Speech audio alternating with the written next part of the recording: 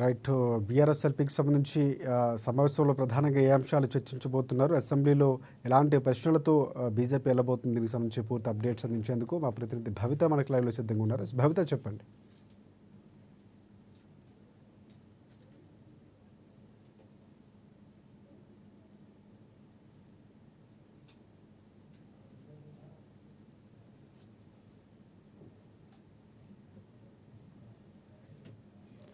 Right భవిత, చెప్పండి. ఈరోజు ప్రధానంగా బీఆర్ఎస్ఎల్పీ ఏ అంశాలు ప్రధానంగా చర్చించే అవకాశం కనిపిస్తుంది, అప్డేట్స్ ఏంటి?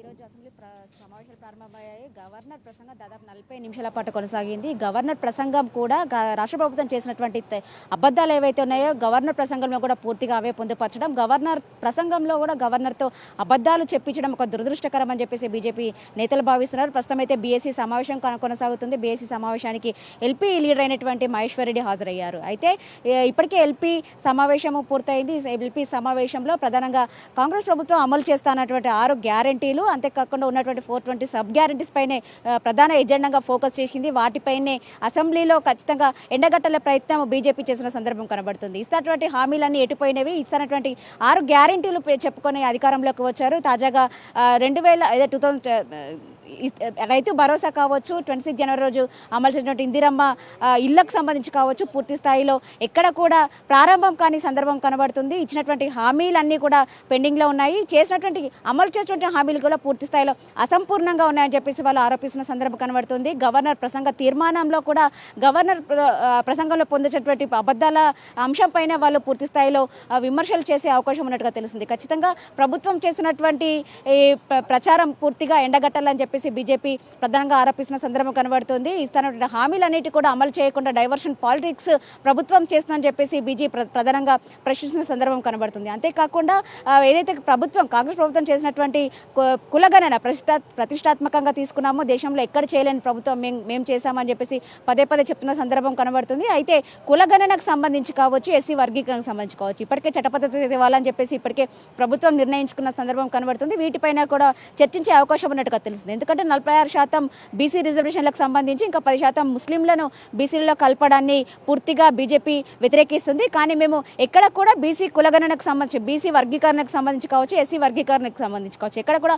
మేము వ్యతిరేకం కాదు అని చెప్పేసి మేము అదే స్టాండ్ కంటిన్యూ చేస్తామని చెప్పేసి ఇప్పటికే బీజేపీ చెప్తున్నది. అంతేకాకుండా ఎస్సీ వర్గీకరణకు సంబంధించి పక్కన పెడితే బీసీ కులగణనకు సంబంధించి పూర్తి స్థాయిలో ముస్లింల రిజర్వేషన్ని మేము అడ్డుకుంటాము అని చెప్పేసి కూడా వాళ్ళు పదే ఆరోపిస్తున్న సందర్భం కనబడుతుంది. ఇప్పటికే బీసీలకు అన్యాయం జరిగింది, మరొకసారి కాంగ్రెస్ ప్రభుత్వం పూర్తి స్థాయిలో అన్యాయం చేయడానికి సిద్ధమైందని చెప్పేసి కూడా బీజేపీ చెప్తున్న సందర్భం కనబడుతుంది. ఎక్కడ కూడా మేము ఖచ్చితంగా బీసీలలో ముస్లింలను కలపడాన్ని మేము వ్యతిరేకిస్తున్నాము, ఎట్టి పరిస్థితుల్లో కూడా మేము దాన్ని ఆమోదించబోము అని చెప్పేసి బీజేపీ పదే చెప్తుంది. ఈ కాంగ్రెస్ ప్రభుత్వం మాత్రం అసెంబ్లీలో చట్టబద్ధత కల్పించి అఖిలపక్ష భేటీ చేసుకొని వాళ్ళందరినీ కూడా ఢిల్లీకి తీసుకొని కేంద్రాన్ని ఒప్పిస్తామని చెప్పేసి కాంగ్రెస్ ప్రభుత్వం చెప్తుంది. కానీ ఎక్కడ కూడా కేంద్ర ప్రభుత్వము ఒప్పుకునే ప్రసక్తి లేదు, మేము దాన్ని ముందుకు కూడా తీసుకుపోనీయమని చెప్పేసి బీజేపీ చెప్తుంది. అయితే ముస్లింల సంబంధించి అంశాన్ని మాత్రం బీజేపీ తీవ్రంగా వ్యతిరేకిస్తున్న సందర్భం కనబడుతుంది. ఇటు బీసీ కులగణన కావచ్చు, ఎస్సీ వర్గీకరణ పూర్తి స్థాయిలో అసెంబ్లీలో చట్టబద్ధత కల్పించిన తర్వాత బీజేపీ వైఖరి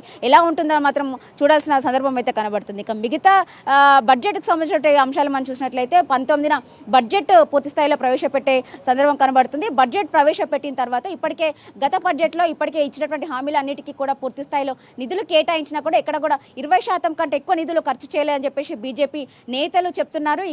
ఇప్పుడు ఇచ్చినటువంటి అసెంబ్లీ బడ్జెట్ సమావేశంలో బడ్జెట్ ఎంత కేటాయించింది, ఏ నిధులకు ఎంతెంత ఖర్చు చేయబోతుంది పూర్తి స్థాయిలో చెప్పాలి అని చెప్పేసి బీజేపీ ఖచ్చితంగా వాళ్ళను నిలదీసే అవకాశం ఉన్నట్టుగా తెలుస్తుంది. ఇప్పటికే గత బడ్జెట్లో ఇచ్చినటువంటి హామీలు ఏదైతే నిధులకు సంబంధించి ఎంత ఖర్చు చేశారో అసెంబ్లీ సమావేశాల్లో చూపాలి అని చెప్పేసి కూడా వీళ్ళు నిలదీసే అవకాశం ఉన్నట్టుగా తెలుస్తుంది. ఇంకా మొత్తానికి బడ్జెట్కి సంబంధించి సెషన్లో మాత్రం వాడివేడిగా కొనసాగే అవకాశం ఉన్నట్టుగా తెలుస్తుంది. ఎందుకంటే గత కొంతకాలంగా మనం చూసినట్లయితే బీజేపీ ప్రభుత్వాన్ని, బీజేపీ నేతలను ఇటు కాంగ్రెస్ ప్రభుత్వం పూర్తి స్థాయిలో విమర్శలు చేస్తున్న సందర్భం కనబడుతుంది. తెలంగాణ రాష్ట్ర అభివృద్ధిని బీజేపీ నేతలు అడ్డుకుంటున్నారు. అంతేకాకుండా కిషన్ రెడ్డి పూర్తి స్థాయిలో అడ్డుకుంటున్నట్టు ఒక సైంధవుడులాగా మారిందని చెప్పేసి రేవంత్ రెడ్డి చేసినటువంటి వ్యాఖ్యలను బీజేపీ నేతలు తీవ్రంగా ఖండిస్తున్నారు. ఎక్కడ కిషన్ రెడ్డి అడ్డుకుంటున్నారో చెప్పాలి అని చెప్పేసి వాళ్ళు చెప్తున్న సందర్భం కనబడుతుంది. కావాలని బీఆర్ఎస్ బీజేపీకి వంత పాడుతుందని చెప్పేసి కాంగ్రెస్ ఆరోపిస్తుంటే కాంగ్రెస్ బీఆర్ఎస్ ఒకటైంది కాబట్టి గతంలో వాళ్ళు చేసినటువంటి ఆరోపణలు ఏవైతే ఉన్నాయో ఫోన్ ట్యాపింగ్ కావచ్చు, కాలుష్యం కావచ్చు, విచారణలు చేస్తున్నామని చెప్తుంది. గత 15 నెలలుగా విచారణ దశలో ఉంది కానీ ఎక్కడ కూడా చర్యలు తీసుకున్న సందర్భం కనబడతలేదని చెప్పేసి బీజేపీ ప్రధానంగా డిమాండ్ చేసింది. ఖచ్చితంగా వాళ్ళకు చర్యలు తీసుకోవాలి, అర్హులైన వాళ్ళందరినీ శిక్షించాలని చెప్పేసి వాళ్ళ డిమాండ్స్ అయితే కొనసాగుతున్న సందర్భం కనబడుతుంది. ఇప్పటికే స్థానిక సంస్థలకి లేట్ అయిపోయింది, ఎక్కడ కూడా అభివృద్ధి పూర్తి స్థాయిలో గ్రామాలలో కుంటుపడుతుంది. ఖచ్చితంగా స్థానిక సంస్థలు నిర్వహించాలని చెప్పేసి బీజేపీ డిమాండ్ చేసే అవకాశం మనకు తెలుస్తుంది. ఈ డిమాండ్లకు సంబంధించి బడ్జెట్ అసెంబ్లీ సమావేశాలలో చర్చించే అవకాశం ఉన్నట్టుగా కూడా తెలుస్తుంది. రైట్. ఇంకోటి అంటే పంచాయతీలకు సంబంధించి అక్కడికి కొంతవరకు ఎవరైతే ఉన్నారో పంచాయతీ సర్పంచులు వచ్చి ఆందోళన చేసినటువంటి సందర్భాలు కూడా ఈ అంశాన్ని కూడా బీజేపీ ప్రధానంగా ప్రశ్నించే అవకాశం ఉంటుంది. ఎందుకంటే నిధులకు సంబంధించి పంచాయతీ పూర్తిగా కేంద్రం ఆధీనంలో ఉంటుంది. సో అక్కడ రావాల్సిన నిధులు వచ్చినా కూడా ఇక్కడ రాష్ట్ర ప్రభుత్వం ఇవ్వడంలో గత ప్రభుత్వం నుంచి ఇప్పటివరకు కూడా జాప్యం జరుగుతుందని ఇప్పుడు ప్రధానంగా బీజేపీ పార్టీ ముందు నుంచి చెప్తుంది. సో ఈ అంశాన్ని ఏమైనా అసెంబ్లీలో లేవనెత్తే అవకాశం కనిపిస్తుందా? ఖచ్చితంగా, ఎందుకంటే స్థానిక సంస్థల ఎన్నికలు జరగకపోతే ఇంకా అభివృద్ధి కుంటపడే అవకాశం ఉందని చెప్పేసి ఇప్పటికే బీజేపీ ప్రధానంగా ఆరోపిస్తున్న సందర్భం కనబడుతుంది. స్థానిక సంస్థలకి వెళ్తేనే కేంద్రం నుంచి వచ్చేటువంటి గ్రాంట్స్ కూడా వెంటనే రిలీజ్ అవుతాయి, లేదంటే వాటి నిధులకి కొంత మేరకు ఇబ్బందులు తలెత్తే అవకాశం ఉన్నట్టుగా కూడా వాళ్ళు చెప్తున్న సందర్భం కనబడుతుంది. ఇప్పటికే గత కొంతకాలంగా కూడా సర్పంచులు కూడా లేని సందర్భం ఉంది. గ్రామాల్లో పూర్తి స్థాయిలో ఎక్కడికక్కడే కావాల్సినటువంటి ఏవైతే అభివృద్ధి పనులకు సంబంధించినటువంటి అన్ని కూడా పూర్తి స్థాయిలో పెండింగ్లో పడే సందర్భం కనబడుతుంది. గత పాలకులకు సంబంధించి కూడా పూర్తి స్థాయిలో నిధులు కూడా ఆగిపోయినాయి. రాష్ట్ర ప్రభుత్వం పూర్తిగా కమిషన్ల మేరకే కకృతి కోసమే పనిచేస్తుందని చెప్పేసి ఇటు బీఆర్ఎస్ కావచ్చు, అటు బీజేపీ కావచ్చు ప్రధానంగా ఆరోపిస్తుంది. 20% కమిషన్ లేని ఏ పని కూడా అవ్వట్లేదు. ఏ చిన్న కాంట్రాక్ట్లకు కూడా పూర్తి స్థాయిలో వాళ్ళకి రావాల్సినటువంటి పేమెంట్స్ ఏవైతే ఉన్నాయో అట్లనే బకాయిలు కంటిన్యూ అవుతున్నాయని చెప్పేసి వాళ్ళు ప్రధానంగా ఆరోపిస్తుంది. ముఖ్యంగా ఇటు సంస్థాగత అంటే స్థానిక ఎన్నికలకు పైన మాత్రం ఖచ్చితంగా అసెంబ్లీలో చర్చిస్తారు. స్థానిక సంస్థల ఎన్నికలకు త్వరగా సిద్ధం కావాలి అని చెప్పేసి కూడా వాళ్ళు డిమాండ్ చేసే అవకాశం అయితే కనబడుతుంది. అంటే ప్రధానంగా మీరు అన్నట్లు స్థానిక సంస్థలకు నిర్వహించాలంటే ఇటువైపు బీసీలకు ఇస్తామన్నటువంటి కోట ప్రధానంగా కీలకంగా ఇచ్చిన హామీని నిలబెట్టుకున్న తర్వాత ముందుకు వెళతాం, ఆ కేటాయింపులు ఆ రిజర్వేషన్లు ఉన్న తర్వాత ముందుకు వెళ్తామని చెప్తుంది కాంగ్రెస్ పార్టీ. సో అది బిల్లు పాస్ కావాలంటే ప్రధానంగా రెండు పార్టీల నుంచి సపోర్ట్ కావాల్సిన అవసరం ఉంది. బీజేపీ పార్టీ అంటే పార్లమెంట్లో అక్కడ బిల్లు పాస్ చేయడానికి కూడా సహకరించాలి, అక్కడికి వెళ్తాం, సో అన్ని పార్టీలు కలగలుపుకొని ముందుకు వెళ్తామని చెప్తున్నటువంటి పరిస్థితి కనిపిస్తుంది. సో ఇక్కడ ఆ అంశాన్ని బీజేపీ పార్టీ ఎలా డిఫెండ్ చేసే అవకాశం కనిపిస్తుంది, సో కాంగ్రెస్ పార్టీ దాన్ని ప్రశ్నించే అవకాశం ఉంది. సో దానికి సంబంధించి బీజేపీ పార్టీ వ్యూహం ఎలా ఉండబోతుంది? అయితే ఈ బీసీ కులగణనకు సంబంధించి కావచ్చు, ఎస్సీ వర్గీకరణకు సంబంధించి కావచ్చు, ఇవన్నీ పూర్తి స్థాయిలో అయిన తర్వాతే స్థానిక సంస్థలకు వెళ్ళాలని చెప్పేసి కాంగ్రెస్ పార్టీ భావిస్తుంది. ఖచ్చితంగా ఇక్కడ చట్టబద్ధత కల్పించి అఖిలపక్ష భేటీతో కేంద్రం పైన ఒత్తిడి తెస్తాం, కేంద్రం మెడలు వంచి వీటికి తెలిపే విధంగా మేము ప్రయత్నం చేస్తామని చెప్పేసి కాంగ్రెస్ ప్రభుత్వం చెప్తుంది. ఇదంతా ఇలా ఉంటే బీజేపీ మాత్రం స్థానిక సంస్థలకు సంబంధించి ఈ బిల్లులకు కేంద్ర ప్రభుత్వం ఆమోదం తెలపాల్సిన అవసరం లేదు, కేవలం ఇది రాష్ట్ర ప్రభుత్వ చేతిలోనే ఉంటుందని చెప్పేసి బీజేపీ ప్రధానంగా ఆరోపిస్తున్న సందర్భం కనబడుతుంది. అయితే ఎట్టి పరిస్థితుల్లోనూ ఖచ్చితంగా మేము కేంద్రం మెడలు వంచుతామని చెప్పేసి కాంగ్రెస్ ప్రభుత్వం చెప్తుంది. కానీ బీసీ రిజర్వేషన్లకు సంబంధించి బీసీలలో 10% ముస్లింలకు కలపడాన్ని మేము పూర్తి స్థాయిలో వ్యతిరేకిస్తున్నాము. ఎట్టి పరిస్థితుల్లో కేంద్రం దాన్ని ఆమోదించే ప్రసక్తి లేదని చెప్పేసి బీజేపీ ప్రధానంగా చెప్తున్న సందర్భం కనబడుతుంది. అయితే బీజేపీయే ఈ బీసీ కులగణనకు సంబంధించి కావచ్చు, ఎస్సీ వర్గీకరణ అంశాన్ని పెండింగ్లో పెడుతుంది, దానికి ఆమోదం తెలపట్లేదు అని చెప్పేసి వాళ్ళ పైన ఒక భారం మోపే యోచనలో కాంగ్రెస్ ప్రభుత్వం ఉన్నట్టుగా తెలుస్తుంది. దాన్ని మాత్రం పూర్తిగా వ్యతిరేకిస్తున్న సందర్భం కనబడుతుంది. బీసీ అంటే అంశాన్ని తీసుకునేటప్పుడు అంటే ఓసీ ప్రధానంగా బీసీ ఈ అంశాలు లేవనెత్తుంటారు. కానీ ఈసారి కాంగ్రెస్ పార్టీ ప్రత్యేకంగా మొన్న మాట్లాడుతూ కూడా బీజేపీ పార్టీ దాన్ని వ్యతిరేకించినటువంటి పరిస్థితి కనిపిస్తుంది. సో ఎందుకు ముస్లింలు ప్రత్యేకంగా బీసీలుగా పరిగణిస్తూ అందులో ప్రత్యేకంగా ఓసీలు ఉన్నారు, బీసీలు ఉన్నారు, ఇలాంటి ఒక ప్రత్యేకంగా ఒక జాబితా కాంగ్రెస్ పార్టీ తీసుకువచ్చింది. సో ఇలాంటిది ఎక్కడ రాజ్యాంగంలో లేదని పదే బీజేపీ పార్టీ ఆరోపిస్తుంది. ఆ అంశాన్ని పట్టుబట్టే అవకాశం ఉందంటారా? అంటే వాళ్ళు చెప్తున్న సందర్భం అయితే ఖచ్చితంగా ఒకవేళ పార్లమెంటులో బీసీ కులగణన అంశము ఆమోదం తెలపకపోతే మేము ప్రభుత్వం తరపున కాకుండా పార్టీ తరపునైనా కూడా ఖచ్చితంగా స్థానిక సంస్థల ఎన్నికల్లో బీసీలకు 42% రిజర్వేషన్ కల్పిస్తామని చెప్పేసి కాంగ్రెస్ ప్రభుత్వం అయితే చెప్తున్న సందర్భం అయితే కనబడుతుంది. రైట్ కులగణన అంశంలో ప్రధానంగా బీసీ ముస్లింలు ఉన్నారన్నటువంటి అంశాన్ని లేవనెత్తింది సార్. అంటే అందులో దూదేకర కులం సర్టిఫికేట్ ఉన్న వాళ్ళకి బీసీలుగానే పరిగణిస్తారు, కానీ ప్రత్యేకంగా అందులో కలిపే ప్రయత్నం చేసింది, 10% ఎక్కువగా చూపించే ప్రయత్నం చేసింది బీజేపీ పార్టీ, దాన్ని వ్యతిరేకిస్తుంది. ఎక్కడ రాజ్యాంగంలో అలాంటి అంశాలు లేవు, కానీ ఆ పదాన్ని వాడే ప్రయత్నం కాంగ్రెస్ పార్టీ చేసింది. సో ఈ అంశాన్ని పట్టుబట్టే అవకాశం ఉందా బీజేపీ? ఖచ్చితంగా బీసీలలో ముస్లింలను కలపడాన్ని ఇప్పుడు బీజేపీ ఇప్పటికే వ్యతిరేకమైన సందర్భం కలుగుతుంది. ఎక్కడ కూడా బీసీలలో ముస్లింలను కలపడము ఎక్కడ లేదని చెప్పేసి, ఇది కేవలం రాజ్యాంగంలో షెడ్యూల్ 9లో మేము పొందుపరుస్తామని చెప్పేసి కాంగ్రెస్ ప్రభుత్వం చెప్తుంది. కానీ బీసీలలో ముస్లింలను కలపడం వల్ల బీసీలకు ఇప్పటికే పూర్తి స్థాయిలో అన్యాయం చేకూరింది. ఇది ఎక్కడ జరగలేదు, ఖచ్చితంగా మేము తీవ్రంగా వ్యతిరేకిస్తామని చెప్పేసి బీజేపీ చెప్తున్న సందర్భం అయితే కనిపిస్తుంది.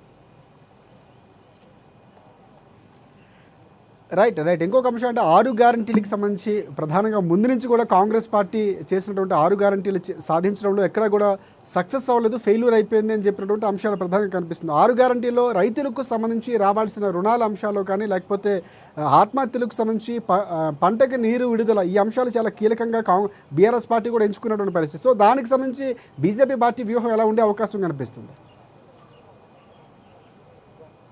అయితే 6 గ్యారంటీలకు సంబంధించి ఇప్పటికే మేము అధికారంలోకి వచ్చినప్పటి నుంచి 48 గంటల్లోనే 2 హామీలు అమలు చేశామని కాంగ్రెస్ ప్రభుత్వం చెప్తుంది. వచ్చినటువంటి 15 నెలల్లో కూడా ఎన్నో హామీలు అమలు చేశామని చెప్తుంది. తాజాగా రైతు భరోసా కావచ్చు, రైతు రుణమాఫీ, ఏకకాలంలో దేశంలో 2 లక్షల రుణమాఫీ ఏ ప్రభుత్వం చేయలేదు, మేము చేశామని చెప్పేసి గొప్పగా కాంగ్రెస్ ప్రభుత్వం చెప్తున్న సందర్భం కనబడుతుంది. అయితే మేము పథకాలు హామీలు చేస్తున్నాం, సంక్షేమ పథకాలు హామీలు చేస్తున్నాము, అభివృద్ధి చేస్తున్నాం, కానీ ఎక్కడ మేము చెప్పుకోకనే మేము పూర్తిగా వైఫల్యం చెందామని చెప్పేసి కాంగ్రెస్ ఆరోపిస్తున్న సందర్భం కనబడుతుంది. ఇప్పుడే ఇచ్చినటువంటి హామీలు అమలు చేయలేకనే డైవర్షన్ పాలిటిక్స్ చేస్తుందని చెప్పేసి బీజేపీ ప్రధానంగా ఆరోపిస్తుంది. హామీలు అమలు చేయలేక చేసినటువంటి హామీలు కూడా ఎక్కువ స్థాయిలో కూడా పూర్తిగా అమలు కాలేదు. కేవలం ఒక ఆర్టీసీ మహిళలకు ఉచిత ప్రయాణం తప్ప ఎక్కడ కూడా రాజీవ్ ఆరోగ్యశ్రీ కావచ్చు, ఇందిరమ్మ ఇల్లు కావచ్చు, రైతు భరోసా కావచ్చు, రైతు రుణమాఫీ కావచ్చు, ఎక్కడ కూడా పూర్తి స్థాయిలో అమలు కాలేదు. ఒకవేళ అమలు అయితే ఎక్కడ చేసిందో చెప్పాలి, మేము చర్చకు సిద్ధమంటూ కూడా వాళ్ళు చెప్తున్న సందర్భం కనబడుతుంది. కానీ కాంగ్రెస్ ప్రభుత్వం నిజంగానే రైతులకు రుణమాఫీ పూర్తి స్థాయిలో కాలేదు అన్న మాట వాస్తవమే, కానీ అది ప్రభుత్వం దగ్గర ఉన్నటువంటి వైఫల్యం కాదు, కేవలం రైతులకు సంబంధించినటువంటి ఇన్ఫర్మేషన్ ఏదైతే ఉందో అది కొంచెం తప్పులుగా ఉండడము, అటు టెక్నికల్ ఇష్యూస్ కావచ్చు, ఇతరత్ర అంశాలకు సంబంధించి మాత్రమే పూర్తి స్థాయిలో రుణమాఫీ కాలేదు. సంబంధిత అధికారులను కలవాలి, ఖచ్చితంగా టెక్నికల్ ఇష్యూస్ సాల్వ్ చేసుకొని మేము పూర్తి స్థాయిలో రుణమాఫీ చేయించుకోవాలని చెప్పేసి మేము రైతులకు ఎంత మేరకు సూచిస్తున్నప్పటికీ మాత్రం అవి కొంత మేరకు అవి అట్లా పెండింగ్లో ఉండిపోయినాయని చెప్పేసి కాంగ్రెస్ ప్రభుత్వం చెప్తుంది. అందుకే ఎక్కడ రుణమాఫీ కాలేదో వాళ్ళని ఎందుకు చర్చలకు పిలవట్లేదు, వాళ్ళను ఎందుకు పట్టించుకోవట్లేదు అని చెప్పేసి మాత్రం బీజేపీ ఆరోపిస్తున్న సందర్భం కనబడుతుంది. అయితే కాళేశ్వరం నీళ్లు లేక పంటలను ఎండబెడుతుందని చెప్పేసి కొద్దిసేపటి క్రితమే బీఆర్ఎస్ వర్కింగ్ ప్రెసిడెంట్ కేటీఆర్ కూడా ఆరోపిస్తున్న సందర్భం కనబడుతుంది. గవర్నర్ ప్రసంగం అంతా కూడా మరొకసారి అబద్ధం చెప్పించే ప్రయత్నము కాంగ్రెస్ ప్రభుత్వం చెప్పింది. గవర్నర్లు మారుతున్నారు కానీ ప్రసంగాలు మాత్రం మారట్లేదు అని చెప్పేసి వాళ్ళు ఆరోపిస్తున్న సందర్భం కనబడుతుంది. ఇప్పటికే ఎండలు కేవలం ఫిబ్రవరి నెల పూర్తి కాకముందుకే ఎండలు విపరీతంగా స్టార్ట్ అయినాయి. ఎక్కడికక్కడ పంటలు ఎండిపోతున్న సందర్భం కనబడుతున్నా కూడా ఎక్కడ కూడా సాగునీరు తాగునీరు ఇప్పటి నుంచే కష్టాలు ఎదుర్కొంటున్నారు రాష్ట్ర ప్రజలు, కానీ ఎక్కడ కూడా కాంగ్రెస్ ప్రభుత్వం పట్టించుకోవట్లేదు అని చెప్పేసి ఇప్పటికే బీజేపీ ప్రధానంగా ఆరోపిస్తుంది. ఈ అంశాన్ని కూడా ఖచ్చితంగా అసెంబ్లీలో లేవనెత్తే ప్రయత్నం చేయబోతుంది. Right thanks for updates Bhavitha. And ప్రధానంగా కాంగ్రెస్ పార్టీకి సంబంధించి ఏదైతే అభివృద్ధి సంక్షేమ పథకాలు తీసుకువెళ్లే ప్రయత్నంలో భాగంగా సక్సెస్ అవ్వలేకపోతుండే పదే చెప్తుంది. సో ఆ అంశాలు అసెంబ్లీలో ప్రవేశపెట్టే అవకాశం కనిపిస్తుంది. సో ఈ నేపథ్యంలోనే బీజేపీ పార్టీ ముందు నుంచి కూడా కాంగ్రెస్ పార్టీకి పూర్తిగా కేంద్రం సహకరిస్తుంది, రావాల్సిన నిధులు ఇస్తున్నాం. సో ఇక్కడ గత ప్రభుత్వం సహకరించలేదని పదే చెప్పినటువంటి బీజేపీ పార్టీ, కానీ ఇప్పుడు కాంగ్రెస్ పార్టీకి సంబంధించి ముఖ్యమంత్రిగా ఉన్న రేవంత్ రెడ్డి ఢిల్లీకి వెళ్ళటం, కేంద్ర మంత్రులు కలవటం, సో ఈ నేపథ్యంలో రావాల్సిన స్థాయిలో ఇంకా నిధులు రావట్లేదు, జరగాల్సిన న్యాయం జరగట్లేదని పదే ఆరోపిస్తున్నటువంటి పరిస్థితి కనిపిస్తుంది. ఈ మధ్య వారు కాస్త కిషన్ రెడ్డి అడ్డుపడుతున్నారు సో అనేటువంటి వ్యాఖ్యలు బహిరంగానే రేవంత్ రెడ్డి చేశారు. సో ఇది చాలా కీలకంగా కాబోతుంది. అసెంబ్లీలో ఈ అంశానికి సంబంధించి పట్టుబట్టే అవకాశం కనిపిస్తుంది. ఈ అంశం కీలకంగా ఉండే అవకాశం, దాని కాంగ్రెస్ పార్టీ కూడా ఎలా ఎదుర్కొంటుంది, బీజేపీ పార్టీ ఎలా ప్రశ్నలు సంధించబోతుంది, సో ఈ అంశాలు ప్రధానంగా లేవనెత్తబోతున్నారు. సో ఇదే నేపథ్యంలో నిధులకు సంబంధించి బడ్జెట్ ప్రవేశపెట్టబోతుంది కాబట్టి కేంద్రం నిధులు ప్రస్తావించే అవకాశం కూడా కాంగ్రెస్ పార్టీ ఉంది కాబట్టి, సో దానికి సంబంధించి బీజేపీ పార్టీ ఎలా సమాయత్తం అవ్వాలి, సో ఏరెడ్డి మహేశ్వర్ రెడ్డి ఆధ్వర్యంలో అక్కడ మీటు జరగబోతున్నటువంటి పరిస్థితి కనిపిస్తుంది. ఇటువైపు కాంగ్రెస్ పార్టీ కూడా సో అదే స్థాయిలో చేసిన అభివృద్ధి చెప్పుకోలేకపోతున్నాం అనేది ప్రామాణికంగా తీసుకోబోతుంది కాబట్టి అసెంబ్లీలో అంశాలు కూడా ప్రధానంగా ప్రస్తావించే అవకాశం ఉంది.